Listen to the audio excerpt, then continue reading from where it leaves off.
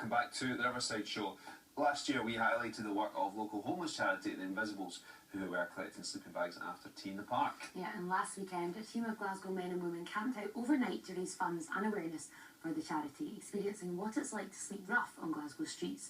And here's to tell us a bit more are Francesso, Jason Higgins and Dermot Hill. Guys, thank you very much for joining us. Now Jason, first of all, tell us what the experience was like. Where did you actually sleep? Well, we met at a predetermined spot in the town, and then we just, first of all, we asked Glasgow City Council for somewhere to, but there was loads of health and safety issues, so we decided, well, we need to do it like real homeless people, so we just got our head down somewhere, and that was it basically.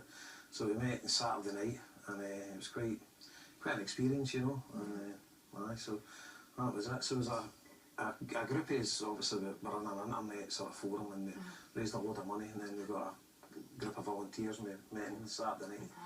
How much did you raise? We're over 5,000 at the minute, and we reckon we could potentially get to 6-7 grand. That's amazing. Do you think it was quite an eye-opening experience? Did it give you good insight into what it's like to be homeless here? I wouldn't say an insight, that'd be disrespectful to somebody who was homeless, but that was a challenge, and getting the train into town and meeting the rest of the guys Saturday night. You get your joggies on, their sleeping bag, and people are getting ready for a night out, you know, it's quite, you're on the edges of society, and then there was 14 of us, but a lot of these homeless guys do it on their own. Yeah. So. Were you worried for your safety? Nah, there was 14 of us, you know, it was going to be alright. But that would be a thought that would cross your mind. Absolutely, if you were doing it on your own, without a doubt, you know. Now, Francesso, you're actually taking part in a follow-up event, a soup kitchen. Tell us a little bit more about the event. I'm part of a family business, and I've got a cafe in the side called Gizzi and basically we are using some of the team that have followed up. They are all using all the food basically is sponsored by Mark Gillen from HLD. So he's given all this food to us like as a donation, and we're preparing it all in the shop. And we've had Blantyre, Silker Academy. They're using their team buses and stuff to distribute it basically. Oh, fantastic. It's all across Glasgow. Yeah, that's it. Brilliant, yeah. Dermot, last time we saw you were on talking about the charity. How much has the charity come on since then? It's come on leaps and bounds. It's phenomenal now. We've actually now got our own storage place down in Dermot, and it's copes with everything. The volunteers that we have, they're brilliant. Every one of them, it's amazing. You'd be surprised just how generous Glasgow people can be. It's really come on phenomenally. That's the only way I describe it.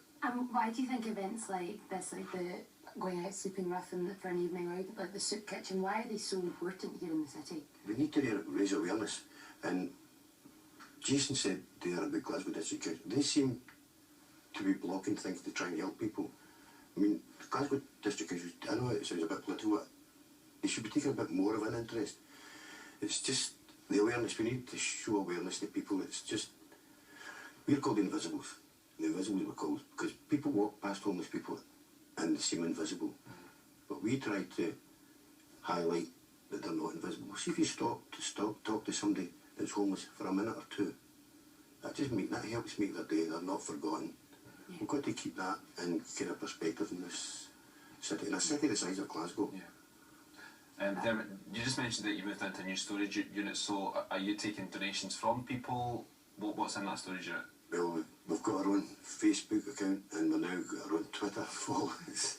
And people, it's very, just now sleeping bags, we're fine for the likes of sleeping bags just now. Okay. We've covered Glasgow, but this might sound strange, but size 28 trousers. Right, thank you. What's that At 34. Okay.